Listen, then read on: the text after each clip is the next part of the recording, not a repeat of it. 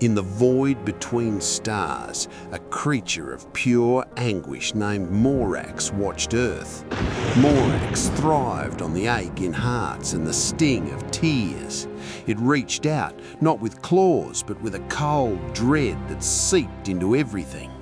Food tasted bland, laughter felt hollow, and the smallest setback felt like the end of the world. A wave of misery washed over humanity. Homes felt colder, friendships strained, and a heavy blanket of sadness covered cities and fields alike. Morox grew immense and powerful, feeding on the sorrow it had unleashed. But humans, for all their flaws, had a core of stubborn light. When the darkness was deepest, they found strength in unexpected places. They shared stories by flickering fires. They held hands in silent support. They rebuilt what was broken with weary but determined hands.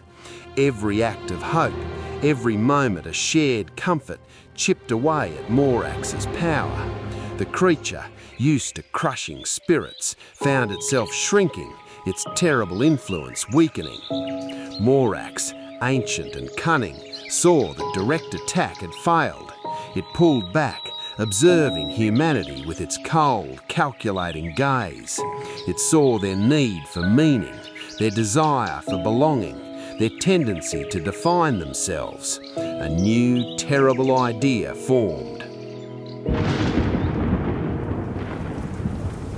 Morox began to whisper, not of despair, but of identity.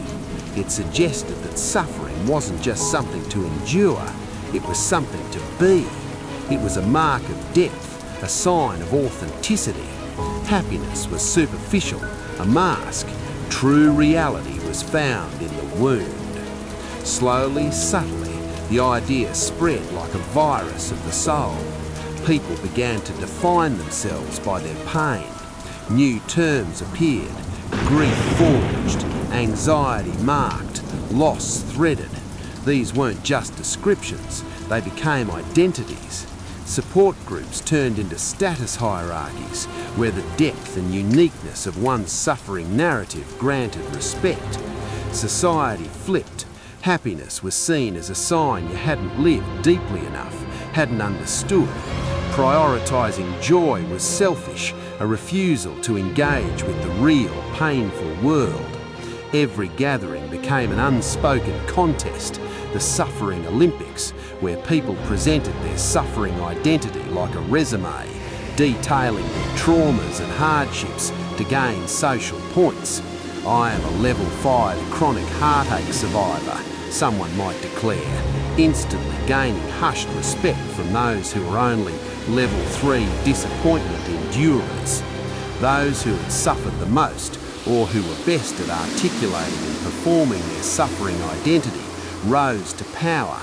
Politicians spoke not of policy, but of their personal battles with inner demons. Artists were celebrated for the raw agony in their work. The more tortured, the better. Leadership was granted to the most visibly scarred.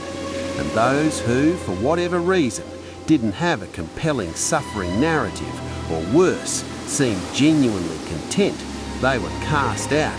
They were labelled shallow, untested, privileged, and the ultimate insult, degenerate.